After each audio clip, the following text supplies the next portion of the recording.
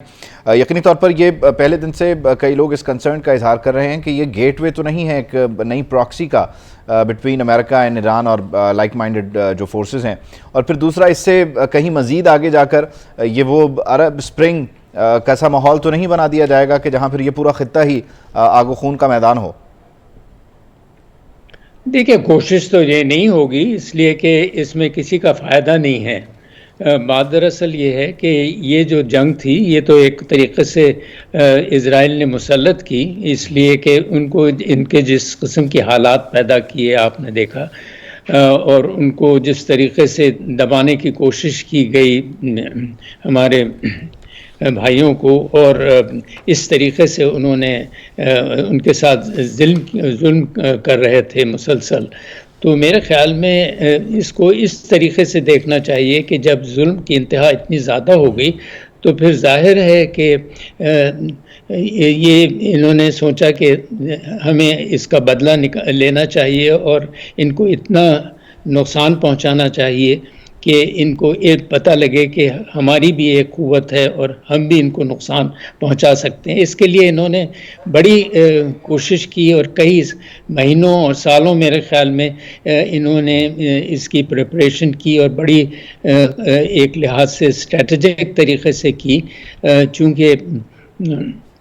یہ جو جہاد ہے یہ اس کا مطلب یہ تھا کہ ایسا نہ ہو کہ کہیں لیک ہو جائے، اگر ہو جائے تو پھر ظاہر ہے اسرائیل پہلے سے ہی حملہ کر دے گا اور ان لوگوں کو نیوٹرلائز کر دے گا، تو ایک لحاظ سے ان کی بڑی کامیابی تو ہوئی ہے۔ لیکن جنرل صاحب، قطع کلامی کی معذرت، اس میں کامیابی تو رہی پہلے دن جب انہوں نے کچھ ہی منٹوں میں کئی ہزار راکٹ فائر کیے، لیکن میں ابھی بریگیڈیئر صاحب سے بھی یہ پوچھ رہا تھا، آپ سے بھی اس پر رہنمائی چاہوں گا کہ جو پلان کرتا ہے پہلا وار، وہ صرف پہلا وار تو نہیں پلان کرتا، پھر اس نے باقی اس کی لیئر بائی لیئر ترتیب رکھی ہوگی کہ کیا ہو سکتا ہے اور ہمارا ری ایکشن کیا ہوگا۔ ابھی تک آپ کو نظر آ رہا ہے کہ حماس نے جس اسٹرینتھ سے اٹیک کیا تھا اسی اسٹرینتھ سے وہ پھر فائٹ بھی کر رہا ہے، یا اسرائیل نے ٹیک اوور کر لیا سارا معاملہ؟ میرے خیال میں حماس کو پتا تھا کہ وہ ظاہر ہے وہ زیادہ سسٹین تو نہیں کر سکیں گے، لیکن ان کو یہ بھی پتا تھا کہ ہم کافی نقصان پہنچا سکیں گے، تاکہ پھر یہ بہت ممکن ہے کہ بین الاقوامی قوتیں اور امریکہ وغیرہ یہ سمجھیں کہ اسرائیل کی جو پالیسی ہے ایک لحاظ سے ایپرتھائڈ کی، یا بالکل ان کو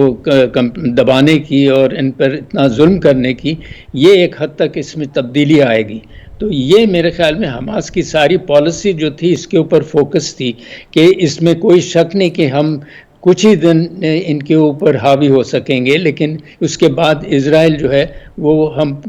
پر ایک لحاظ سے بدلہ لے گا یا ریٹیلیٹری اٹیکس جو کرے گا، تو اس سے ہماری قوت اور ان کی قوت میں بہت فرق ہے، ظاہر ہے ہم یہ برداشت نہیں کر سکیں گے۔ لیکن اس کے ساتھ ساتھ حماس نے یہ بھی سوچا کہ جس قسم کے حالات اسرائیل نے پیدا کیے ہیں، جس قسم کی ان کی ایک لحاظ سے نفسیاتی صورتحال بھی تھی